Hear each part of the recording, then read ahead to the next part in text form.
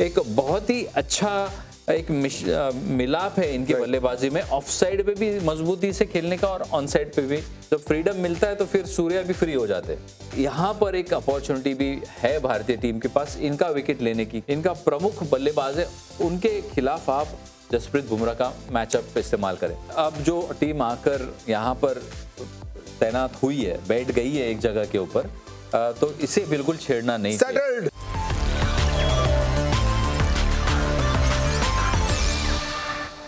भैया world cup की मेजबानी हम करें और हम ही सेमीफाइनल तक ना पहुंचे, ऐसा नहीं हो सकता। लेकिन उसके लिए एक बहुत अहम पड़ाव जो है वो पार करना होगा और वो पड़ाव है this virtual quarter final versus the West Indies.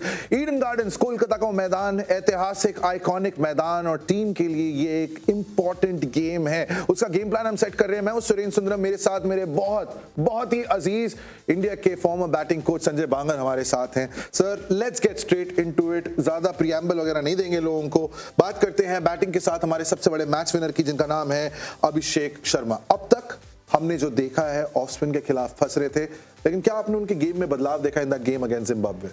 देखिए, सबसे पहले हम नजर डालेंगे कि किस तरह से वो आउट हुए, खासकर ऑफ स्पिन के खिलाफ। और ये दोनों जो डिसमिसल्स है, यहाँ पर उनका जो बल्ला चला है वो कुछ इस तरह से चला है, थोड़ा सा अक्रॉस गया है, इस तरह भागा है बल्ला, फर्स्ट स्लिप से मिड विकेट की तरफ भागा है।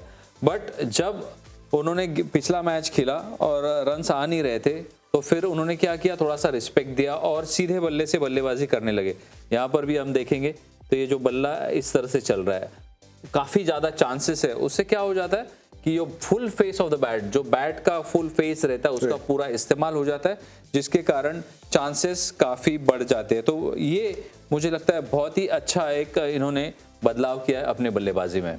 और एक बार मैं यहां नजर डालना चाहूंगा सर, एक तो वो स्लॉट वाली जो गेंद है, यूजुअली अभिषेक के लिए ये जो एरिया है स्लॉट, यहाँ पे जो भी बॉल आती है अपना फ्रंट लेग जो है वो क्लियर करते हैं। क्या ये वेस्ट इंडीज के खिलाफ कारगर साबित होगी?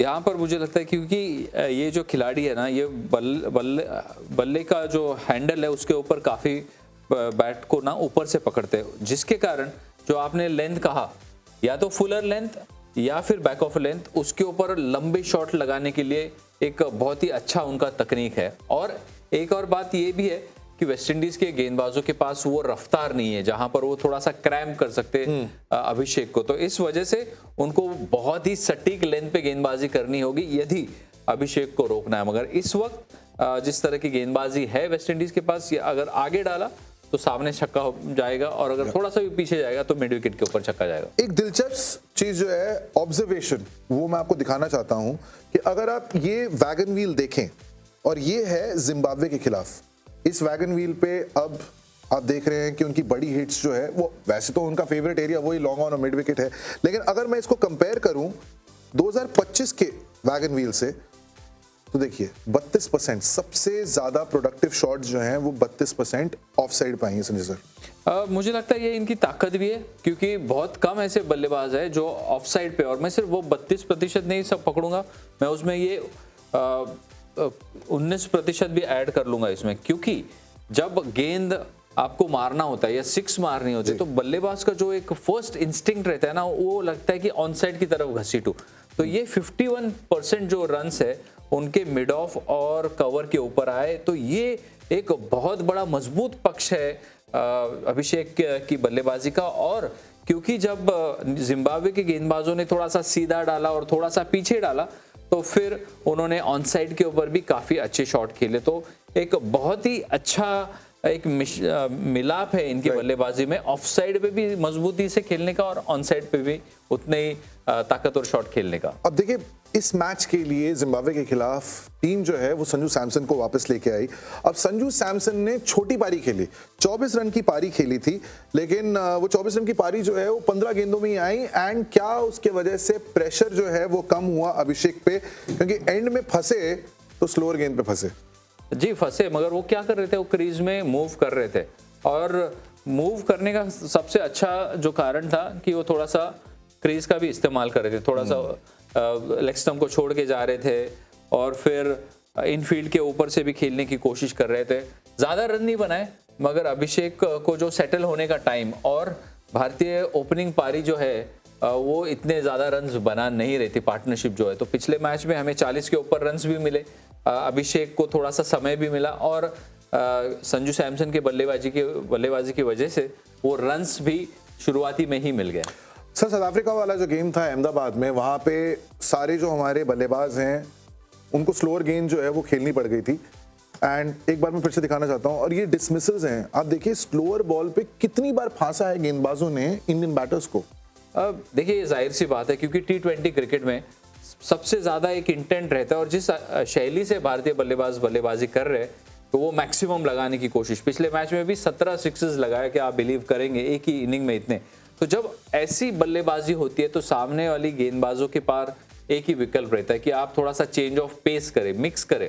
मगर जिस तरह से मिक्सअप किया साउथ अफ्रीकन गेंदबाजों ने भारत के खिलाफ, तो वो मिक्सिंग करते रहेंगे। इस वजह से भारतीय टीम को इस बात से थोड़ा सा वाकिफ रखना होगा कि अगर आप बड़े शॉट्स खेल रहे हैं और सामने वाले कोई गेंदबाज जो है चेंज ऑफ पेस कर सकता है तो पहले सेटअप करे स्लो बॉल को और फिर वहां से जिस तरह की गेंद आए उसको रिएक्ट करें। आप जो बात कह रहे हैं क्या उसके संकेत आपको सूर्य की पारी में दिखा? क्योंकि मुझे लगा है कि अब टीम जो है वो शायद पीक कर रही है और सूर्य ने थोड़े से अपने गियर, थोड़े से अपने मिजाज जो हैं वो बदले हैं, because he did punish slow deliveries yesterday for the game against Zimbabwe.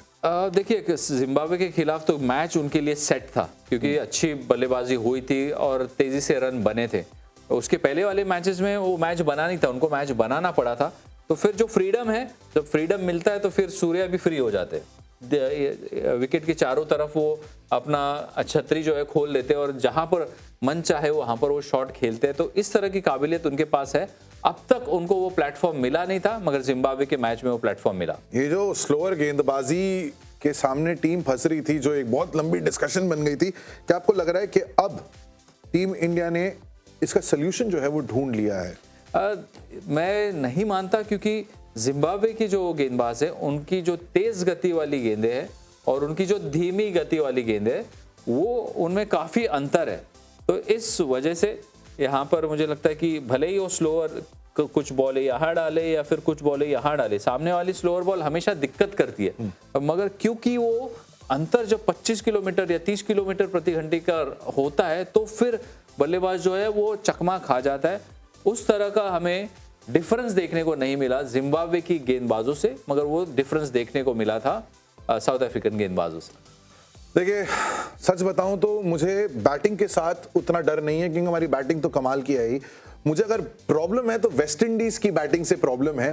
And हम जब वेस्ट इंडीज की बैटिंग देखते हैं तो सर वहां पे गहराई देखिए आप। वेस्ट इंडीज, रोमारियो शेफर्ड 9 पे बैटिंग करने आया था वो साउथ अफ्रीका वाले गेम में, वहां पे 50 लगाए थे। पार्टनरशिप्स बन रही हैं। अब मैं आपसे ये पूछना चाहूंगा कि शिमरन हेटमायर, एक प्रॉब्लम तो हमने भी ढूंढी है इनकी टेक्निक में।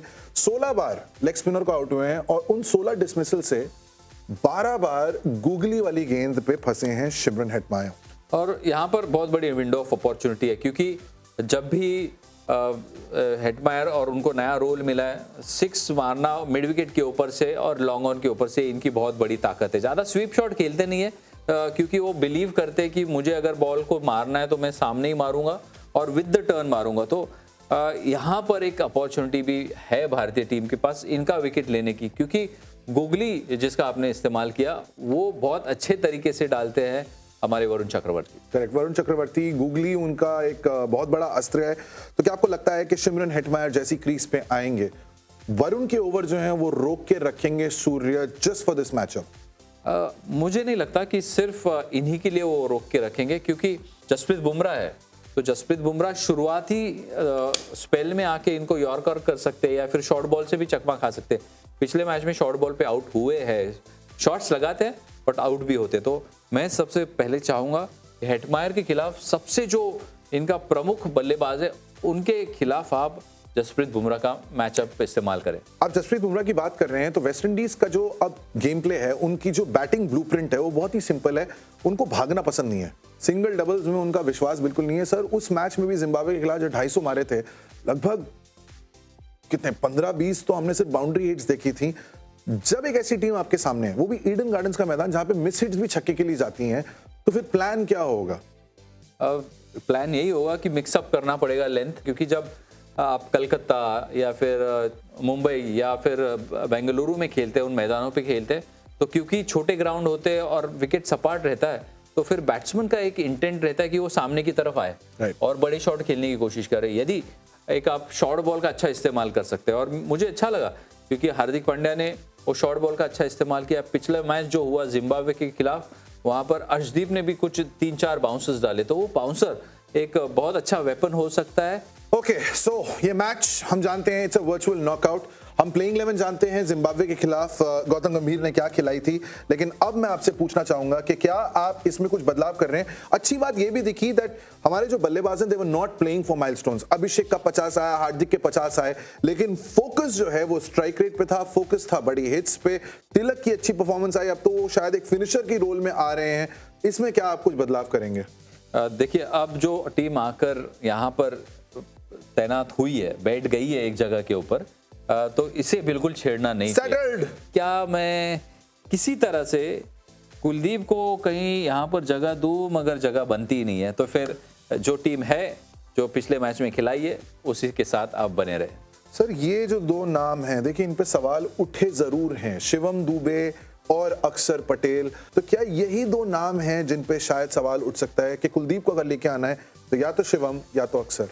अब अक्षर के साथ मैं बिल्कुल भी उनको छेड़ना नहीं चाहूँगा, क्योंकि अक्षर पटेल देखिए 2024 के वर्ल्ड कप में भी बैटिंग से भी उन्होंने मैच जिताया, ऐसा नहीं कि सिर्फ गेंदबाजी करते हैं, और ये लेफ्ट हैंडर के खिलाफ भी अच्छी गेंदबाजी कर सकते हैं और इक्वल कैपेबिलिटी है। शिवम दुबे बतौर बल्लेबाज वो थोड़ा सा एक्सप्लोसिव पावर ज़्यादा है, मगर अक्षर पटेल के पास उस तरह की वर्सेटैलिटी है, मैच के हिसाब से बल्लेबाजी करने का वो टेम्परामेंट है।